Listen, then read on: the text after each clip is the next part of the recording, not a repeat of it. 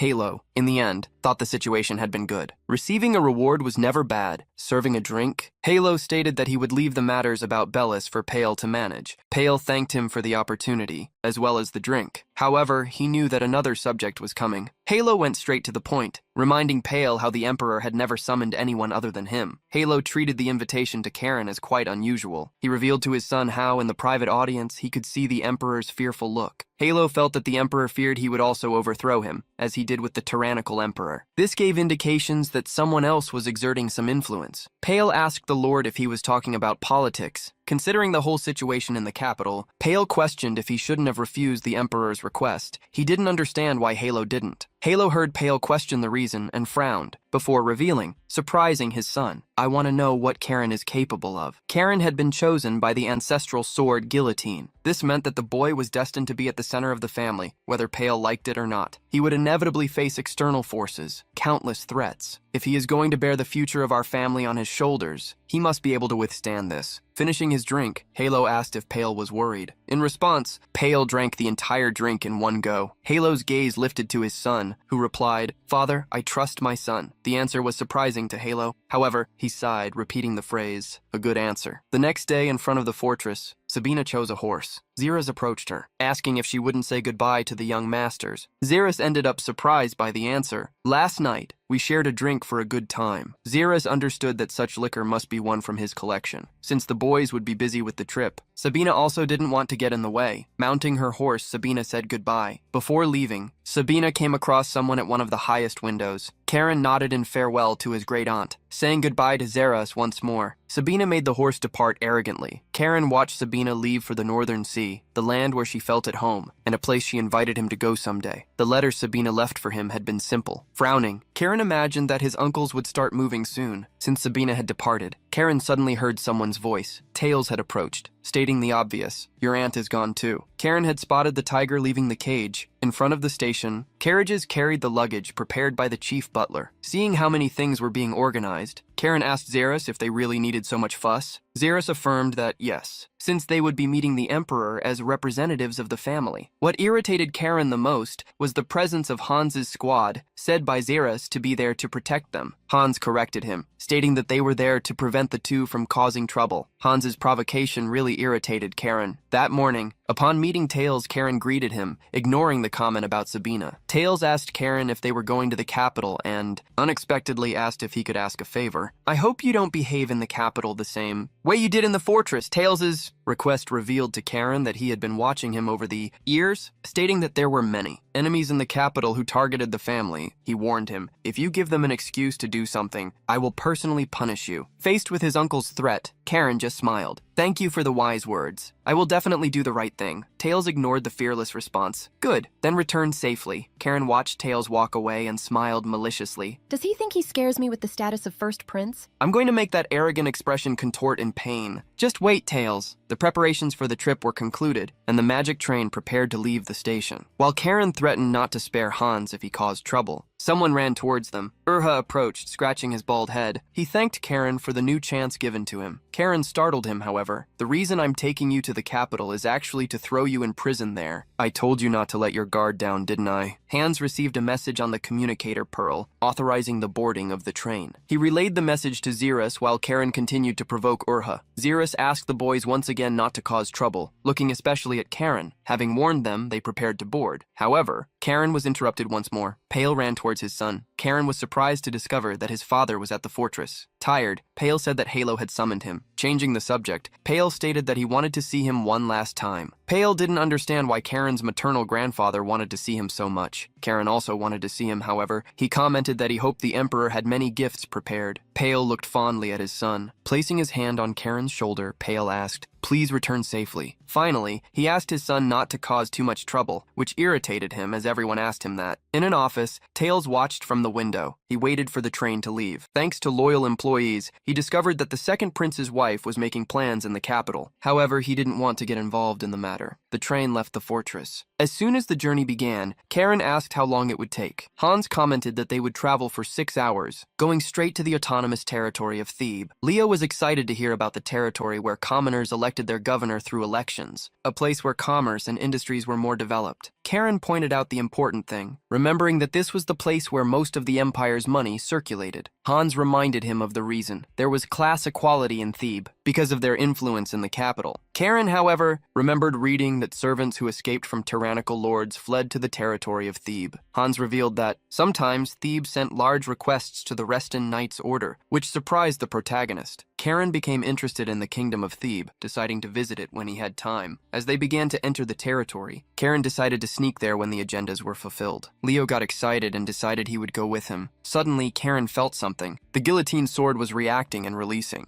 energy. The sword felt the external danger as they crossed the desert area. This made Karen imagine that Tails and Raphael might have planted something in the entourage. However, he believed that the two wouldn't be so foolish. Upon taking the sword, he stood up and told Hans to contact the territory of Thebe immediately. Hans was surprised, but Karen quickly shouted, "There's no time for explanations! Alert the other passengers to prepare for an attack!" Hans immediately grabbed the communicator stone, sending the message to the guards in the entourage. Karen wondered how someone planned to attack a moving train. In an area ahead of the train, a hooded person had placed countless barrels on the tracks, in addition to a rope. The person signaled to someone carrying a torch. The individual carrying the torch left the large group of bandits and approached. As the train approached, the leader gave the signal. The man carrying the torch set fire to the rope. The train quickly approached the barrels. An explosion was imminent. As soon as the train reached the barrels, the great explosion happened. Flames rose as high as mountains. In the autonomous region of Thebe, a commotion was happening in a large residence. Several people pointed at each other in front of the mayor, asking him to punish one another. The mayor sighed, blaming himself for having gone there. He dreamed of returning to the days when he was just an economy minister. The city that he believed to be egalitarian for all, regardless of status, had shown itself to be a place where groups of merchant commoners and groups of noble commoners always fought. With a headache, he cursed the chaotic mess. Suddenly, someone entered the meeting room in a hurry. The man ran to whisper something in the mayor's ear. Hearing the news, he told the man to withdraw. One of the people in the meeting questioned what was so urgent as to interrupt the meeting. He wanted to know if it was related to the tax audit. Lighting a cigarette, the mayor asked him not to worry, because the tax audit was nothing compared to what had happened. Surprised, the noble asked if the tax audit had been canceled. Irritated, the mayor replied, "No, it wasn't, but it can go to hell." The mayor revealed that 5 minutes ago, a train heading to the capital, departing from the Reston Duchy, had exploded with the Duke's grandsons aboard. The noble asked what relation that had with them. The mayor took a long drag and replied, after throwing the cigarette into his drink, "What I mean is that we are completely screwed. With the explosion that had happened, a crater was formed, and the magic train derailed." Karen gritted his teeth, recovering. He stood up, checking on Hans. Hans was taking care of Leo and quickly asked Karen if he was all right. The protagonist was fine. Upon hearing the confirmation, Hans grabbed the communicator, asking for a report on the situation. Of the 11 guards, 1 had been seriously injured, Dale, while 2 had been lightly injured. Urha also sent a report, stating that 2 casualties had occurred in the cabin he was in. Karen asked Hans where they were. Hans revealed they were about 10 kilometers from the region of Thebe. Having contacted the region, Hans hoped they were already mobilizing. Hans stated that, while he bought time, the 2 boys should flee as far as possible. At that moment, the guillotine sword began to react again. A person appeared next to the window of the overturned carriage. Karen immediately drew his sword, responding to Hans. "We can't run away, Hans." The protagonist stated to Hans and Leo, "They destroyed the railway, which is precious to the Emperor. This is no different from an act of treason." He also reminded him that Leo's leg was injured. Despite this, Leo could still fight, showing that there was only one option. Karen attacked the man who was outside the carriage. The man lost his leg.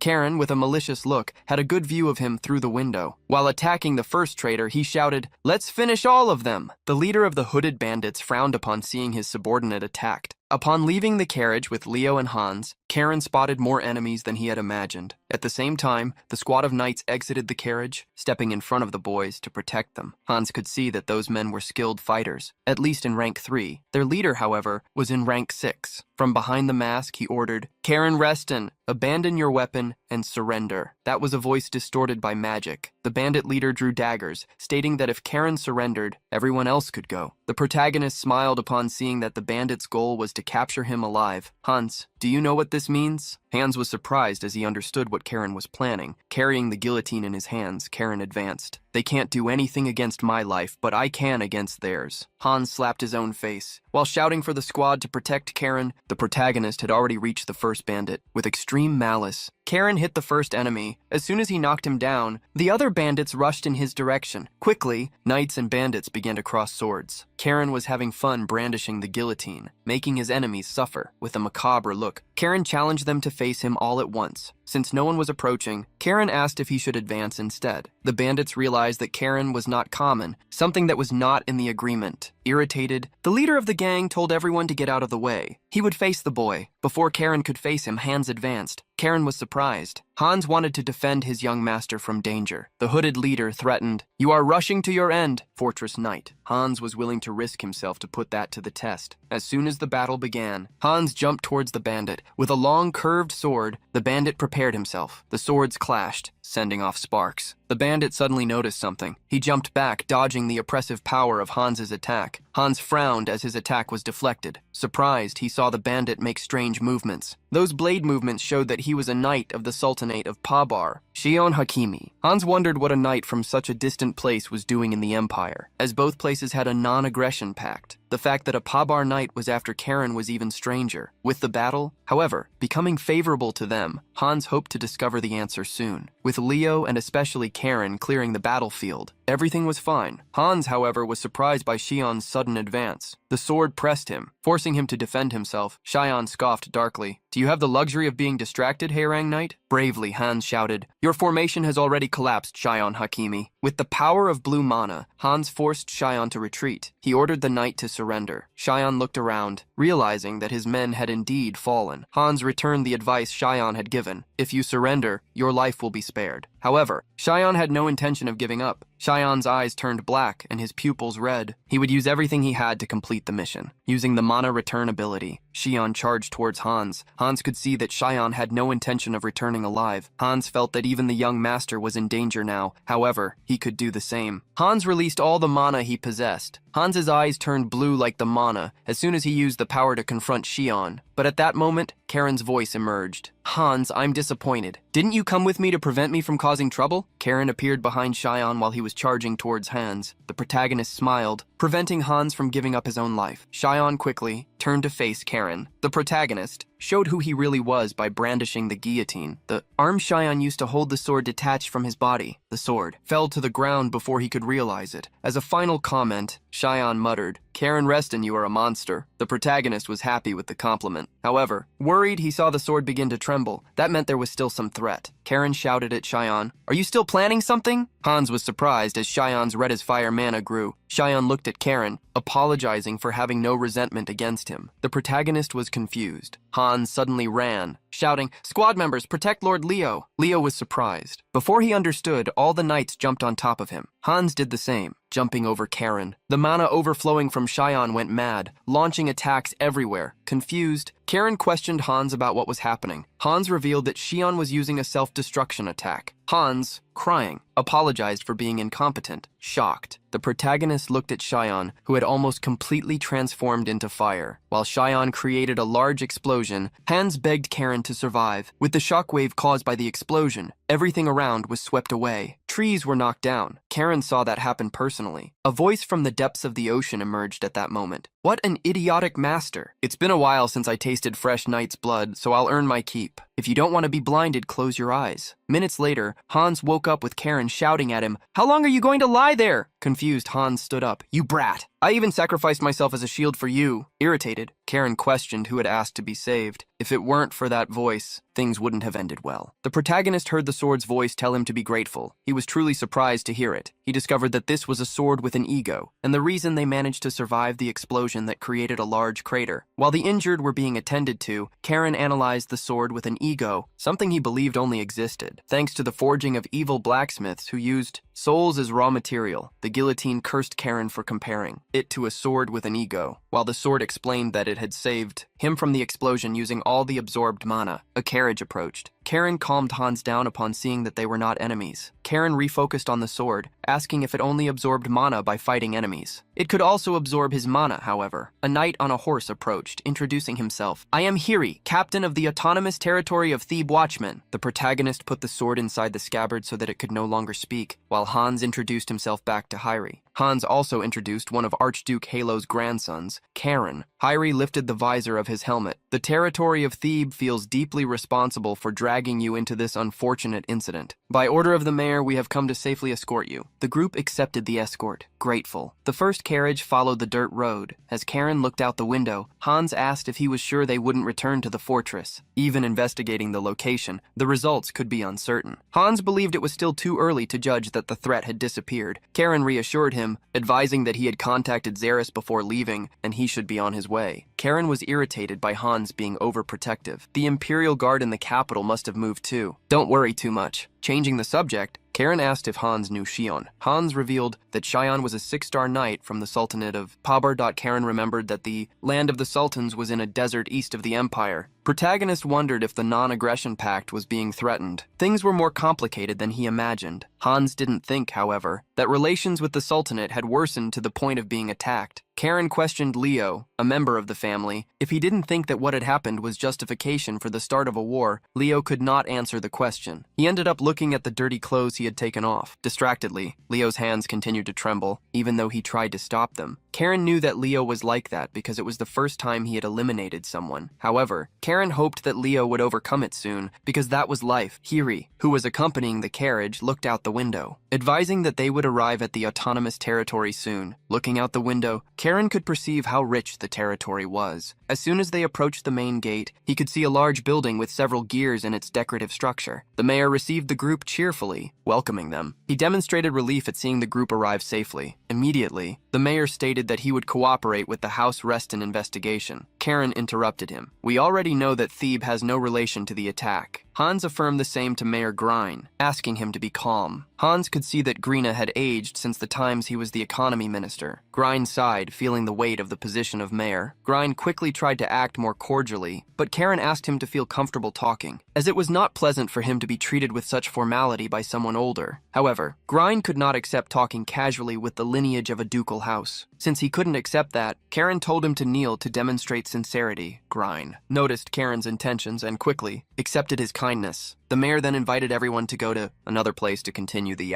conversation. While wine was being served, Karen surprised the mayor by revealing that the bandits destroyed the train using not mana, but smuggled explosives. Karen, who had served the drink, reminded the mayor that explosives were not obtained without passing through the Army Supply Agency. As such an agency was under the control of the Empire, Karen believed that the smuggling of explosives was almost impossible. Thus, he asked if they could have been brought from outside the Empire. Green was shocked by the assumption that they could have been obtained with the help of the Sultanate of Pabar. Green realized that all that made sense, as only Pabar and the Empire could produce high-quality explosives. Having made Grine understand this, Karen asked if a merchant guild in Thebe involved in smuggling wouldn't cause problems. Grine observed Karen's sharp deduction. He quickly agreed that the possibility was the most likely. Grine would not disagree with Karen so as not to be suspected of complicity. Karen watched the mayor drink the wine and asked him to keep one thing in mind. The members of the Blue Wolf Knights and the Blue Sea Fortress suffered casualties in this incident. Grine was surprised, realizing that he needed to cooperate. Being part of the Knights, Hans attentively observed the mayor. The mayor quickly tried to change the subject, asking how Karen's father was. The protagonist was surprised. "Do you know my father?" Grine nodded animatedly. "Of course. I have brotherly relations with your maternal grandfather, Brother Gale." Surprised, the protagonist commented, hearing about such connections so suddenly. "You really are a politician, aren't you?" Grine quickly corrected himself, asking if there was anything more important than that. Suddenly, someone hastily opened the door. "Mayor! Urgent news from the capital has arrived." Grine stated, however, that he already knew that the Imperial Guard had moved. However, the employee corrected him. "Not just the Imperial Guard. Tax Commissioner himself has departed, leading Special Division 1. Grine was shocked. Commissioner Gale Ferriton was known as the King of Darkness. He was the brother Gale that Grine had mentioned. Trembling, Grine asked Karen if he had already expected such a movement. The protagonist dangerously gritted his teeth. "My grandfather appreciates me very much. Enough to drop everything and come running to save a grandson in danger." The full moon night quickly arrived in the territory of Thebe. Several people populated the streets and noticed the arrival of countless knights. A large entourage had arrived. At the head of the entourage was Gale Ferriton, Karen's grandfather. Some people observed the entourage in the shadows, hooded. A man commented to another, since it's related to his grandfather. He arrived quickly. In the mayor's office, several merchants were fighting. "A tax investigation so suddenly? What is this? Didn't you say there was already an agenda? Why is it happening tonight?" The merchants didn't understand why they couldn't have time to prepare. "Even if you are a puppet mayor, you should at least give us some time." Grine was already getting annoyed with the accusations. He banged on the table furiously. "Do you know how serious this is?" A young man entered the room, stating that the mayor was correct. Karen reminded everyone, not only was the Emperor's railway destroyed, but Duke Reston's grandson and the people of the Blue Sea Castle were attacked with suspicious explosives smuggled in the commercial guilds in Thebe. All the merchants looked at Karen, who asked if they now understood the gravity of the situation. The merchants looked at each other, surprised and scared. One of them tried to speak for everyone, stating that they were just asking for time to prepare. Karen questioned who the old man who dared to speak was. The bearded man quickly introduced himself. His name was Humir, a viscount and leader of the Humir Commercial Guild. Hearing the introduction, Karen stated that he would make sure to personally deliver his name to the tax commissioner, his grandfather. Suddenly, another door was opened. An employee opened it, introducing the special division of the tax agency, as well as the main commissioner. The merchants fell silent when Gale entered the room. The white-haired man shouted at everyone, "From now on, your commercial guilds are subject to a tax investigation. The tax agency has received complaints of illicit gains through tax sharing and attempts at tax evasion." Karen observed his grandfather, murmuring that he looked more more like a soldier than a government official. Curious, Leo asked Hans if the 1st Special Division was really that scary. Hans told the boy that the 1st Division dealt with powerful guilds and nobles. Due to this, they could even mobilize the Imperial Guard. The boy realized how scary they could be if someone didn't pay taxes. Suddenly, Gale approached Karen. "It's been 3 years, Karen." He exchanged the severe expression for a loving smile. "How have you been?" The protagonist nodded upon seeing his maternal grandfather. When they gathered in the garden, Gale asked his grandson if he really didn't need treatment. Upon hearing about his grandson's well-being, Gale asked if he suspected who the mastermind of the incident was.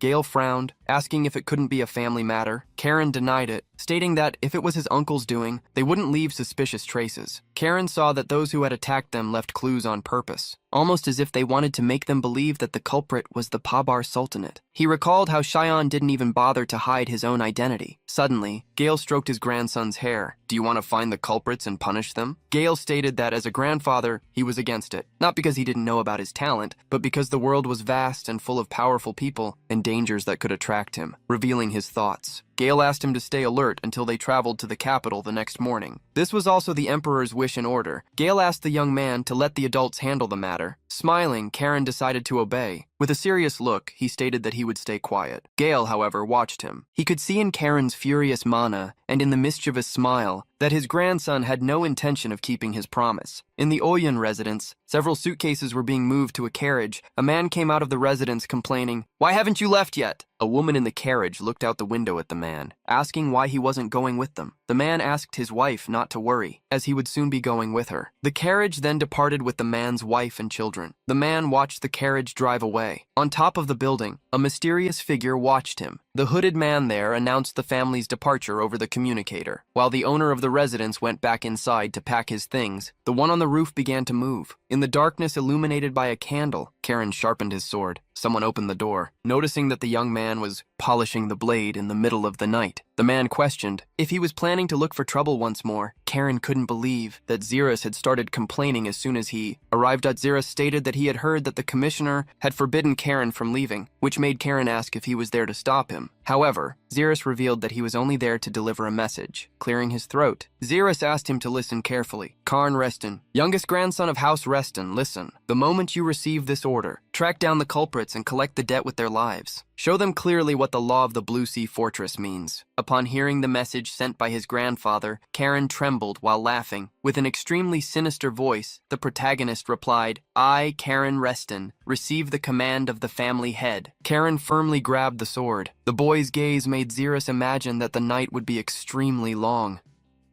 In one of Thebes' busiest night streets, where people gathered after drinking and open flirting occurred, a few women were surprised to see 2 young men. Leo was still confused as to why they needed to go so far, but Karen wanted to go exactly to the underworld market to find the best information. Leo, however, just didn't understand why he needed to pretend to be the servant. Karen, who was also wearing a mask like his cousin, reminded him, "We are going to East Thebe, where lawlessness runs rampant. If young nobles are seen walking around, wouldn't they attract suspicious attention?" Despite understanding this, Leo still didn't grasp why he had to be the servant. Karen merely shushed him as they were approaching a dark street. This was the place Sir Xeris had mentioned. The duo walked down the dark alley where not even a soul dared to go. Following behind Karen, Leo continuously looked back, as he didn't have a good feeling. Karen was already exasperated with him. "If you are scared, you can go back right now." Just then, Leo was startled by a voice that emerged from the dark. "This is not the place a young master should be visiting." Before the duo, a hooded being appeared, musing, "For you to appear here, what must it signify?" Karen immediately put his hand on the hilt of his sword, preparing for if anything happened. The hooded person, however, approached, revealing, "It's a pleasure. I was sent by Sir Xeris. It will be an honor to escort you, young masters." The man with gray hair and a burn scar on his face removed his hood, introducing himself. "My name is Julio." As soon as he found the boys, Julio asked if they should go now. A safe hideout has already been prepared. Upon arriving at the new house, Julio informed the boys that sound-dampening artifacts had already been prepared. Therefore, they could speak freely. The protagonist looked around, commenting, "You must have been through difficult times around here." there. Julio, however, made a revelation he was from Thebe. This made Karen curious. How does someone from Thebe become an informant for Reston? Julio did not reveal much, merely stating that he was repaying the kindness Cerzeris had shown him in his youth. Understanding the situation, Karen wanted to get straight to the point. Those who said we would be going to the capital and that they would attack the Reston house with smuggled explosives, do you know who they are? Julio did not hesitate to answer in the ba. Affirmative. Taking a notebook and flipping through it, Julio commented, "From what I've discovered, there are two merchant groups dealing with explosives in the black market." He showed one of the pages of the notebook to Karen, revealing they are the Kerr and Caligo groups. Julio, however, disclosed that the Kerr group had already established its position in Thebe and was then gradually leaving the black market. Karen then asked about the Caligo group, and Julio revealed a bit about them. Formed by a group of former prisoners, they would do anything, as long as they made money. Julio also knew something extra. I found out that the Caligo members left the city earlier today. Karen was surprised by the suspicious information. That morning had been exactly when they had been attacked. Leo remembered perfectly. Karen now had two suspects, one that did anything for money, and the other was abandoning the black market. As there wasn't much time for investigation, Leo asked where they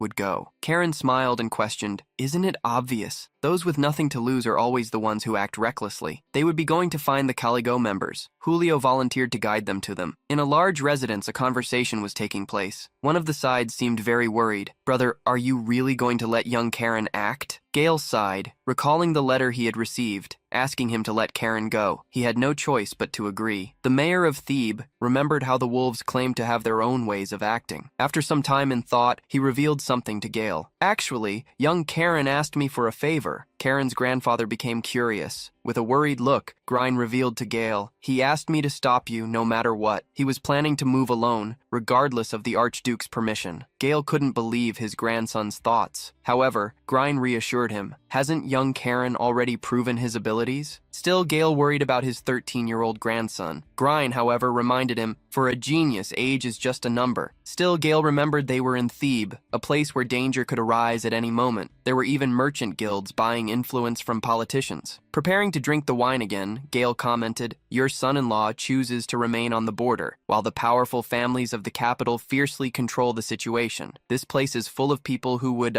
do anything to gain the favor of these great families. This is Thebe." Before the senior's words, Grine could say nothing. Gale, after revealing what he was worried about, revealed that this was also the reason for the emperor to intervene in Thebe, so that the empire would not be moved solely by the self-interest of such men. Grine suddenly felt tired. He had imagined he would spend his last years in peace, but it was far from it. Gale had nothing to do at that moment, so he asked them to wait for the end of Karen's investigation. Grine ended up remembering something. "Oh, brother, there is one more thing you must know. Sir Mason is in Thebe." This time, Gale was speechless with surprise. He didn't understand what the unyielding shield, the 8-star knight Mason, would be doing in such a place. However, he soon thought of something worrying. Meanwhile, crossing alleys and narrow streets, Karen, Leo, and Julio had arrived at their destination. Before a wooden door, Karen asked, before entering, if that was the only exit. Entering the place, he showed his concern, as in cases of emergency, it would be possible to seal the place from the inside. Julio ended up walking to a bookshelf, where he pulled a book. The bookshelf moved, revealing a staircase leading downstairs. Seeing the path clear, he asked, "Shall we proceed?" The group descended the tunnels where rats periodically scurried past. Again wearing the masks to hide their identities, Leo commented, "Karen, it seems we won't be able to pass easily." Before them, 2 armored knights appeared and questioned, "Julio, it's been a while. What's going on?" Julio pointed to the boys, stating that he had brought some guests. One of the guards, who already knew that Julio only dealt with big clients, had to disappoint him. "Unfortunately, no clients today. Leave." Julio showed surprise and asked what was happening. The guard answered curtly, "The president's orders." Julio tried to ask them to at least tell him the reason, but the guards did not want to answer. "Just leave while I'm being nice." The other guard was already drawing his sword. Seeing his actions, Karen approached, scoffing, "What's with the sword? Are you perhaps planning to attack us?" Leo was surprised and tried to restrain him. However, Karen was already putting his hand on his own sword, provoking, "Come on, try to attack. Let's see what happens." Karen stared at the guards. His provocative words continued to emerge. "Come on, wield your sword if you dare! Go on!" Karen used a nickname for Leo and ordered, "Urhan, we will be following Plan B." Leo was confused, as there was no such thing. The tension grew in the room, as a battle seemed about to begin. One of the guards, seeing the boy's arrogance, couldn't contain himself. If words won't work, there is no other way. The guards were preparing to attack when Karen made a move first. A trace of energy emanated from his eyes, showing his focus. While Karen was preparing to attack, he heard a voice complain, "Idiot master! I don't want to accept filthy blood!" Showing its surprise at seeing the sword speak tirelessly. It just didn't want to attack the guards directly. Instead, it asked Karen to strike the enemy's sword sheath. Karen did so. Brandishing the sword, a slice of energy hit the enemy weapon. The cursed sword did its job, cutting the enemy's sword in half, which fell to the floor, the sound of steel hitting concrete echoing through the crypt. The other guard held his sword tightly upon seeing that his partner was now disarmed, but shock appeared in his eyes. He was being attacked not by the target he was facing, but by the masked partner beside him. Watching the two boys fight, Julio was impressed. He recognized the skill of the young masters of the Reston family. Leo asked Karen to at least warn him when he was going to act, but the protagonist retorted, "But it looked like you were enjoying it too, Urhan." While Julio was still observing Caron and understanding why Zeras let him act, the protagonist pointed the sword at the guards and asked, "How about we play hostage for a bit?" While Julio was shocked to hear Caron's words, as nobles did not use hostages, one of the guards threatened, "Do you really think you'll escape unharmed?" Seeing the audacity, Karen realized he would need to handle the situation. It was at that moment that a sword symbol glowed on the warrior's chest armor, and a woman's voice emerged. "This has gone too far. Would you mind not being so hard on my subordinates?" The protagonist returned the question with another provocative one. "So, the leader of the Caligo Guild cares about her subordinates?" The woman's voice showed firmness in the answer. "Of course. They are friends who have been with me since the tough times." Hearing her words made the guards look at each other. The woman's voice continued, protecting her subordinates. "I can't let them be eliminated by young wolves." Such a statement made Leo realize that she already knew their identities. While Karen was still thinking, the woman invited them. "Please, come in." But Karen was still wary. "I am happy to hear the invitation, but isn't our bond of trust still fragile?" With that said, he pointed the sword at the guards and continued, "That's why your beloved subordinates will become my hostages." The woman's voice did not seem agitated. "You are exactly as the rumors say. You really enjoy playing like this, don't you?" She then ordered one of the guards, "Cal, I will let you guide our guests." The man with a bowl-cut hairstyle nodded at his boss's order, and while being held by Karen and having a sword pointed at him, began to guide him. Meanwhile, in the mayor's grand residence, Gale remained in shock upon discovering that Mason Paul was in Thebe. This could only mean that a certain person was also with him. Grine agreed, as he shared the same understanding. Gale could not believe that the sixth prince, an illegitimate son of high lineage and a reckless temper, was in that city. Seeing Gale's expression, Grine asked why he was worried. Gale revealed he imagined the sixth prince was in Thebe because Mason had been chosen for the Imperial Guard to protect the sixth prince, and this was someone who always acted unpredictably. Grine, however, imagined that the prince had gone to Thebe as a mage, since the land was a place where numerous items could be obtained. Taking a sip of wine to forget his worries, Gale revealed what was troubling him. "What worries me is the possibility of him meeting Karen." Grine believed that nothing would happen if they met. However, Gale knew his grandson, despite the short time together. If Karen has nothing to do, he will always find something to entertain himself with. It didn't take long for Karen to shove the guard against the door to open it and yell to whoever was inside, "Welcome your guests!" But as soon as he saw who was inside, he was surprised. There was a young man with a golden mask and a hooded person next to him. The young man sitting on the sofa drinking tea recognized the protagonist, Karen Reston. Besides being surprised, Karen realized that was not the only impressive thing. The young man with the golden mask stood up, walking toward him. "I never thought I would meet Karen Reston, who is famous in places like this." Karen could see that the mana energy coming from the man behind the young man would be that of someone at the 8th star, just like Sabina or Xeris. With so few knights of that level in the Empire, he wondered who the man was. Leo also alerted Karen about the person behind the young man, but the protagonist had already realized they weren't just some street thugs. Addressing the young man, Karen questioned, "Don't tell me you are the head of the Caligo Guild?" However, he denied it, revealing he was only there to meet his sister. Surprised, the protagonist asked if he was the younger brother of the Caligo Guild leader. The young man answered straightforwardly, "You could say we are adopted siblings. By the way, nice to meet you." Upon discovering the relationship between him and the guild leader, Karen moved quickly. He activated the secret technique of the Blue Wolves' swordsmanship, accelerating his movements. To the surprise of Leo, Julio, and even Cal, something happened. The 8th Circle man sighed, shaking his head negatively, also watching the unfolding events. The masked young man started laughing and addressed his guard. "Look at this idiocy, Mason. It seems I am the one who ended up becoming a hostage." He was not afraid, however. "This situation is much better than I expected it to be. Coming to Thebe was the right choice." Karen was already confused by the situation. So close to his enemy, Karen could see his golden eyes and his pitch-black hair. Looking at Karen, he asked what would come next. "What do you want? A ransom demand? A threat?" Karen didn't focus on that. He focused on the young man's features, as well as the 8-star knight named Mason. This meant that the person he had captured was none other than the 6th prince. Amused by the situation, the prince asked, "How about we go straight to the imperial palace and destroy it?" While Karen was confronted with the prince's insanity, a woman's voice emerged, speaking to him. "So you switched hostages while I was away?" Looking back, Karen unexpectedly saw a pink-haired elf tied in a ponytail carrying a new tea tray. She asked him to explain the situation. The protagonist gave a simple answer: "I just grabbed someone of greater value. What do you think?" Stating that the prince wasn't that valuable, and making him show a disappointed look, the elf asked why Karen was speaking so formally to her. There was a very simple reason. "Because you are an elf, so your age must be much older than mine, right?" Karen could feel a dense flow of mana emanating from that woman. It was the same he felt from the man he was pointing his sword against, which meant they were both mages. However, that elf was someone much more powerful. Around her, magic seemed to turn into stellar symbols. With a dominant look, she stated, "If you came looking for the source of the explosives from the attack on the Reston family, we are not responsible, so why don't you lower your sword and talk to us?" Karen refused, and instead questioned why he should believe her. The elf sighed upon hearing him and revealed her full power, engulfing the entire room with her mana, as oppressive as her voice. "If we were the ones who attacked the Reston family, I would never even leave a clue that would lead to my base." Whether Karen or Leo, they were shocked to see the incredible magic and power that was at least at the level of a 7th circle mage. Showing her true power, which made the environment as mysterious as the night stars, the elf asked, "Now, are you ready to, talk?" Sometime later, Mason's and the prince's cloaks had been spread out, while their masks were left on a table. While serving tea, the elf once again stated that they were not the ones who used explosives to attack the Reston family. "Although we deal with explosives, these are only for experiments." Karen, who was unexpectedly being hugged by the prince, just like Leo was, questioned if this had been done by the Cur Guild instead of the Caligo Guild. The elf, however, did not believe the Cur Guild would do something so cowardly. While listening to her, Karen started to get annoyed, pushing the prince's arm off his shoulders. The prince unexpectedly smiled. "Isn't this enough intimacy for friends?" Pointing to himself, he requested, "Just call me Rio." The protagonist scoffed, irritated. "Friends, my foot." Behind the sofa, the knight who took off his mask warned, "Watch the words you use with the prince, young wolf." This time, Rio asked Mason not to be so strict, but Mason himself couldn't help but sigh in disbelief. "I can't believe my brother's youngest grandson is a complete lunatic." The protagonist frowned, wondering how Mason knew Yahello. After serving the tea and hearing the provocations, the elf asked if they could get straight to the point. She apologized for introducing herself late. "I am Poina, the president of the Caligo Guild. It is an honor to meet the 2 grandsons of Archduke Yahello, the continent's greatest hero." Poina continued the subject she was discussing earlier, reaffirming that they had not been the ones to use the explosives, but revealed that she could tell who the culprit was. Poina, however, demanded a condition. Sighing, Karen already expected there would be a demand. He waited for her to say what she wanted. The elf took a sip of tea and stated with a slight smile, "I want you to become friends with Rio." Rio patted Karen's shoulder, who was surprised to hear the request. Karen knew that getting involved with the royal family would be troublesome. "Isn't it obvious what people will think when they see a house of dukes and a prince walking together? That won't just look like a simple friendship." Poina paid attention to Karen's words, as he was very aware of his position. Rio, however, contradicted him. "It's normal for children to become friends, and this wouldn't be a disadvantage for the Reston dukes, right?" Frowning, Karen asked what advantage they would receive. Rio was ready to answer, "The Reston family will have to start moving as well. This would serve as a warning to the royal court and the central nobles, don't you think?" Rio's words showed that he could think, and not always act like a lunatic. Despite this, Karen remained cautious. "Why go so far, Prince Revelio?" The 6th prince smiled, proudly declaring, "I will do anything that makes my father suffer. My dream is to become a cursed son. That is my purpose." Karen went back on his thoughts, as Rio really was crazy. Poina was curious to see what Karen's decision would be. "So, what are you going to do? The night in Thebe is long, but we don't have much time." Confused, the protagonist asked what she meant. Poina revealed that the Imperial Guard that had gone to the city had a separate purpose. This left Karen even more confused, so Poina revealed, "It is about the case where the grandsons of the meritorious Reston family were attacked. However, the Imperial Guard is not actively solving the case. Have you ever stopped to wonder why?" Everyone listened to Poina's words with curiosity, as it was quite suspicious. Karen asked for her answer, until he guessed it himself. "Are you saying the Imperial Guard is in cahoots with the culprit?" Poina only smiled and stood up, stating, "The answer might change, depending on who the culprit is." To Poina, it was clear that the Imperial Guard had a different goal than Karen did. Poina picked up a scroll of documents, revealing that it contained the movements of the culprit, and everything related to the incident. With stubborn eyes, she stared at Karen, asking if he would accept her offer. The protagonist stared back for a moment and made his decision. The day was about to break when carriages continued to be loaded with supplies. The leader of that organization hurried the employees so that everything would be moved quickly. The man who had been contacted for the service received the guarantee that as soon as he managed to do what was required, the Imperial Guard would erase any evidence so he wouldn't need to worry and would thus receive a title of nobility as was promised to him. He had sworn to do his best, all for the title he had always wanted to achieve. Still, he felt he was the only one doing all the cleaning up of the evidence. He cursed the Duke's grandsons for surviving. Suddenly, a man entered the office, running hastily. "My lord! My lord!" Hastily, the man warned that the knights had just arrived. The culprit for the attack was shocked to the point of stuttering. "Is it the Imperial Guard?" At that moment, a voice emerged from behind the assistant. "The Oyun Guild really works hard, even at night." Who had arrived was not the Royal Guard, but Karen, who upon facing the leader of the Oyun Guild joked, "The house is quite busy, huh?" He was shocked to see the grandson of the Reston ducal house. Karen also recognized the name in front of him. "And you are the piece of trash who wanted to get rid of me." With a provocative look, the protagonist commented, "For someone who tried to get rid of someone, you seem to love your family very much, don't you?" At that moment, Xeris appeared at the door behind Karen, carrying a bag. "Young master, I brought what you asked for." Seeing the leader of the Oyun Guild get agitated upon seeing the bag dripping a red liquid, Karen provoked, "Are you curious to know what's inside?" The man stammered, refusing to believe. "Could it be my family?" Karen just threw the bag on the floor, telling him to look if he was so curious. Trembling, the man ran to the bag, and upon opening it, began to cry desperately upon seeing several hands. "No! My family!" The protagonist made him snap out of his mediocre condition with a slap, ordering, "Look closely, stop making a scene." As soon as the man recovered from his agitation, Karen asked, "Do you think those calloused hands belong to your family?" Confused, the master of the Oyun Guild asked whose they were. The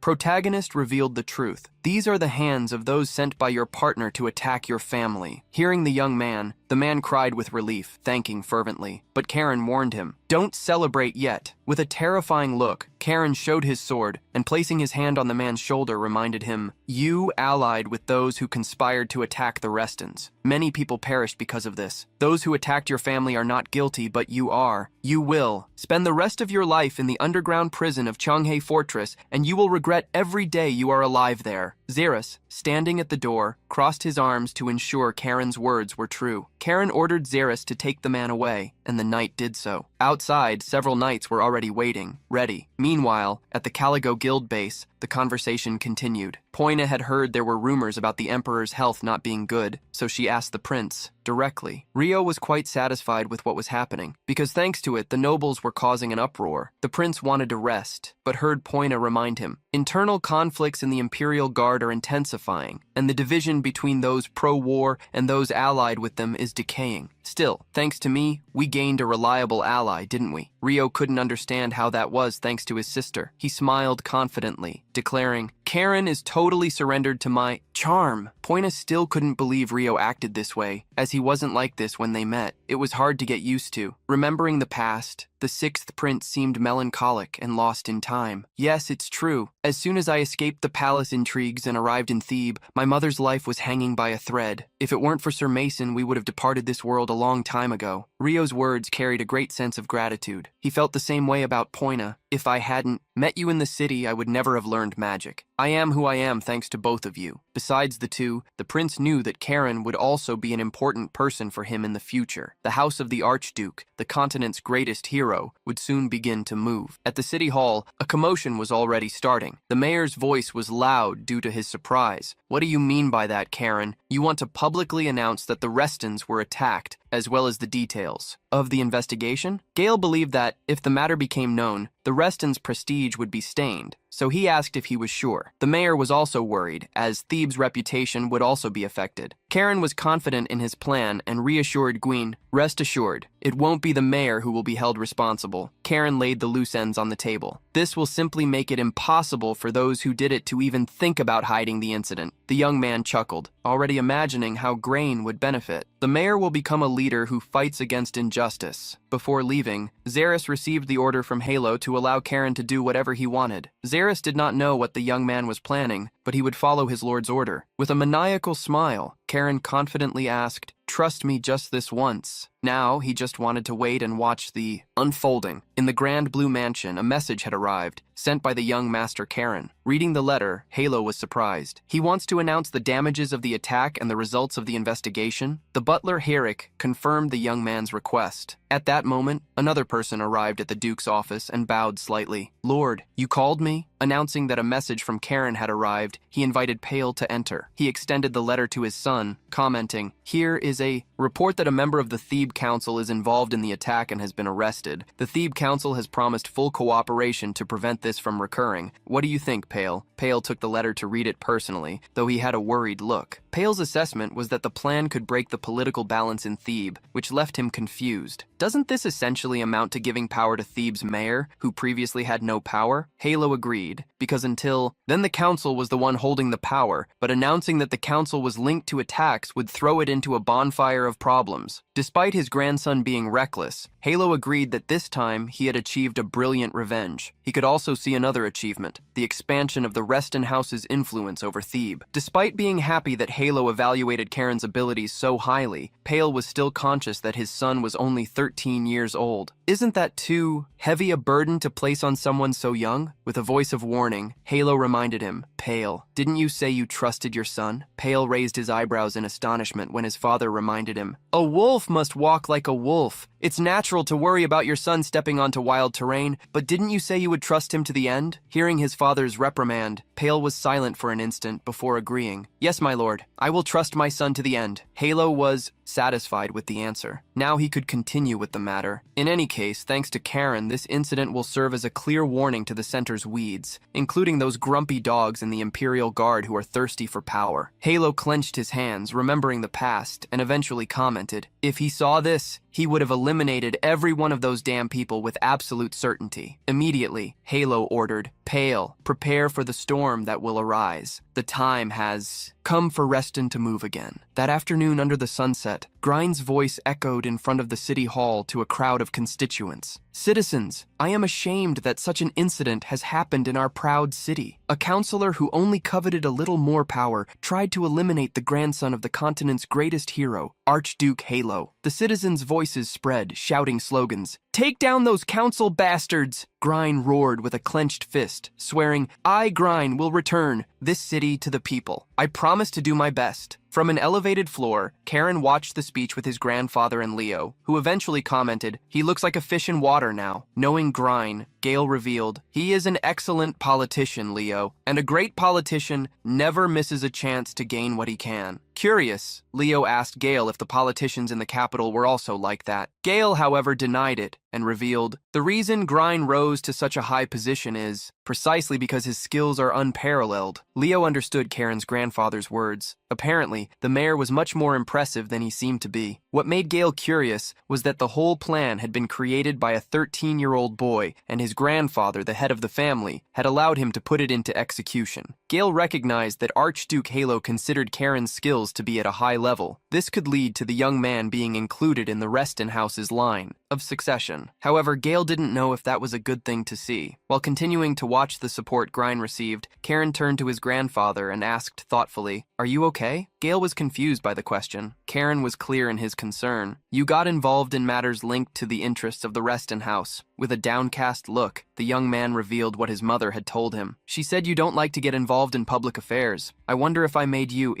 break your principles because of me. His grandfather bent down to be at his grandson's height and placed his hand on Karen's shoulder. Sometimes moments when we need to break our principles will arise. Gale eventually revealed that he hadn't exactly broken his own principles, as he was on a mission. The Emperor also planned to keep the power in Thebe in check, so don't worry, this grandfather is fine with it. Karen listened to his grandfather's reassuring words, who seriously advised him, if someday you need to do the right thing and your principles get in the way, don't hesitate, step over them. Revealing that he needed to do a few things before returning to the capital, Gale stated that he needed to leave first. Karen and Leo said goodbye to Gale, who departed immediately. Upon being alone, Leo thought of asking Karen something. What words of the mayor do these people like so much? Karen believed the answer was simple. The mayor declared that he would break the established powers. When those consolidated powers fall, opportunities open up for newcomers, and that makes them happy, doesn't it? Even after Karen's explanation, Leo still didn't understand. Karen joked with his cousin, "It's because you grew up like a hothouse flower, brother." Despite Karen saying this, Leo reminded him that he was the one who came from the wealthiest part of the family. That night, at the mayor's residence, he was highly praised. Karen didn't spare the compliments. "Thanks to you, Thebe looks vivid again." Greenie returned the compliment to Karen. "It's all thanks to young Karen for giving me the good justification to act, isn't it?" They continued to praise each other until Green changed the subject. He wanted to know about the Harang Knights, the Knights of the Blue Fortress. Entering the subject, Karen revealed that additional forces had already been sent by the castle. While listening to the two talking about politics, Leo maintained a confused look. Noticing the late hour, Green apologized. "I should be preparing for the departure to the capital tomorrow, but I ended up keeping you here much longer than planned." Karen reassured the mayor, revealing that, in fact, they were there to give him something. Grine was curious to know what he would receive. Karen first looked at Leo, with a smile that showed anxious happiness. He then looked for something in his robes. The protagonist dropped a small pouch on the table, commenting, "You won't need money to do great things?" As soon as he opened the bag and saw gold coins, Grine became extremely excited. Winking slightly at the mayor, Karen reminded him, "We set this aside from the profits Leo and I earned from the magic stone mine in Baron Bellis's territory. This is our little secret, right?" The mayor thanked him, stating that only the two of them appreciated him so much. Leo, however, trembled with sadness, as he had never agreed to hand over his money. The next morning, some horses had been prepared to leave with an entourage. All the young master's luggage had been prepared for their departure. Accompanying them, Xeris commented that the escort to the capital would be done by the Imperial Guard. This made Karen uneasy, as it didn't sit well with him. However, Xeris said that the head of the house had approved it, so he couldn't do anything. Since Hans was injured, Leo asked Sir Xeris if he would accompany them. Despite wanting to go with them, Xeris revealed that he had been assigned to escort the prisoners and the wounded. Instead of Xeris, the knight revealed that Hugo would be in charge of their escort to the capital. Karen knew very well who Hugo Reston was, the son of his eldest uncle, Tails, the genius who had reached the 6-star threshold at only 28 years old. Feeling that his plans for the capital would face countless variables, Karen complained, "I don't like this at all." Suddenly, a large carriage appeared at the entrance of the Xiao, mayor's mansion. From there, someone shouted, "Little brother Karen! Little brother Leo!" From the steam carriage inlaid with gold details, a young man stuck half his body out the window, shouting to the two young men, "Have you had breakfast yet?" Seeing his cousin, Karen asked Xeris if they could simply not go to the capital. However, that was not possible. Unlike Karen, Leo was impressed with the automobile. The 6th prince was quite excited and wanted the others to be too. "How do you feel about going to the capital together, little brother Karen? Aren't you excited?" The protagonist merely denied being excited and tried to ask why the prince was there. Accompanied by Mason, Rio asked, "You don't like being escorted by the Imperial Guard, do you?" He smiled, knowing it made sense since they were on ambiguous terms with the Reston house. Still, he reassured them, "Don't worry, I, the prince, will be with you." Placing his hands on his waist, the prince saw someone approach. A knight politely apologized to the prince as they ended up being late while finalizing the investigations into the destruction of the railway. The prince reassured Sir Ryuk and pointed to Leo and Karen. "Let's greet them first. These are the heirs of the Reston ducal house." The knight introduced himself. "It's a pleasure. I am Ryuk Heimer. Please feel free to call me Sir Ryuk." Hearing him state it was an honor to escort them, Karen and Leo fell silent. Karen primarily remembered Poina's question about why the Imperial Guard was not engaged in solving the matter of the attack on them.